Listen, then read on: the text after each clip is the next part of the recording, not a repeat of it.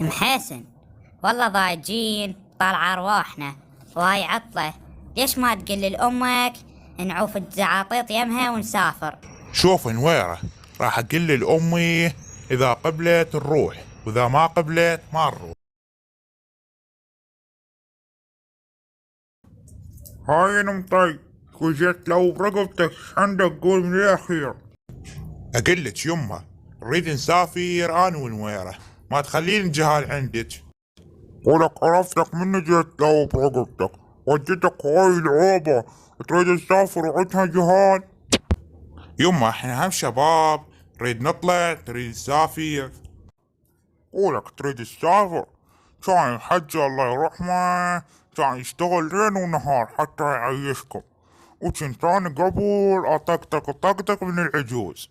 نسوان هسه بعد حتى احترامات ماكو، لا يخافن من عجوز لا يخافن من رجال، يردني سافران يردني طيران كيفن، وانتم طاية وراهن. يمه وقت قبل يختلف عن هسه. ولك تقوم قوم، انا مريضة عندي ضغط وعندي سكر وانا اقدر للزعاطي طاني. ولك نويرة امه مريضة عندها سكر وعندها ضغط، ما تقدر تخلي الجهال يمها. أمك هسه صارت بيها ضغط وسكر، من تطلع يومية بدولة لا ضغط لا سكر. اقول لك نويرة ليش ما تودين الجهال يم امك؟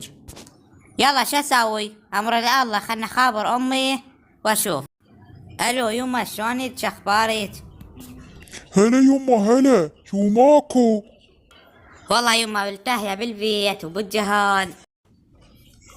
اي ظل خدومة لأم محسن وهاي حماتك الحية.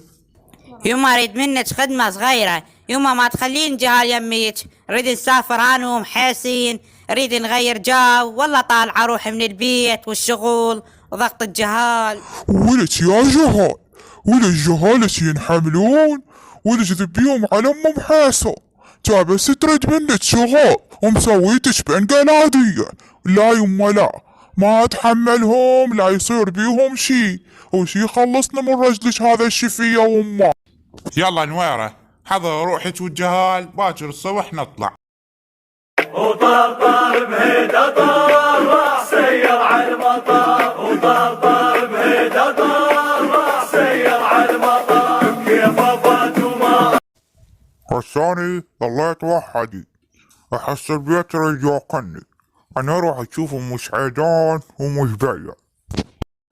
اي واخيرا سافرت، خلنا اطلع موبايلي واصور وانشر على مود اقهر هاي سنيوة.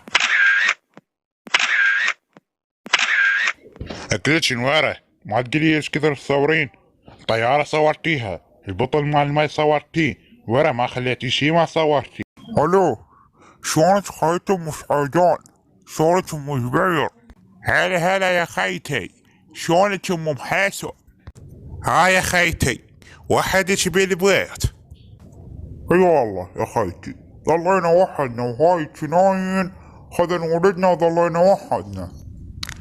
قلت هاد ما تخلنا نسوي جروب ونظل مكانكين للصبح. اي والله يا خيتي، خوش فكرة. يعني هم عندي تيك توك فيسبوك. يا خيتي شو تسوين بيها التوك توك اشتريتيها؟